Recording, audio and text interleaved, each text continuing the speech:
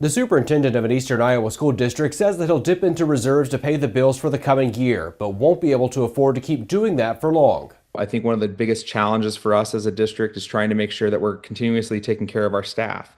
It was exciting to have the bill go through last year to increase teacher pay and things like that, but it also created its own set of challenges. Gladbrook Rhinebeck Community School District Superintendent Caleb Bonjour says the 2% increase in state aid schools are getting isn't sustainable. If we were to receive the same 2% for the next 5 years, by year 6, we would be in the red. And so, essentially right now, by about year 3 or 4, if we don't get additional or an increase in state supplemental aid above the 2%, we'll probably have to start looking at some reductive measures.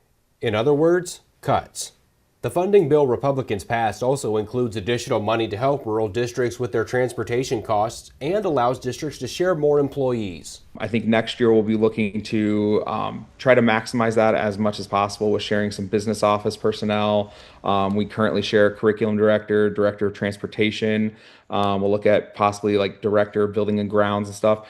Aside from the school funding package, House Republicans secured $14 million to increase paraeducator pay next year. Our caucus feels extremely strong that if we're going to provide that level of support that we did with that bill last year, that we're not going to go back and just cut that and leave our schools in a situation to find the difference.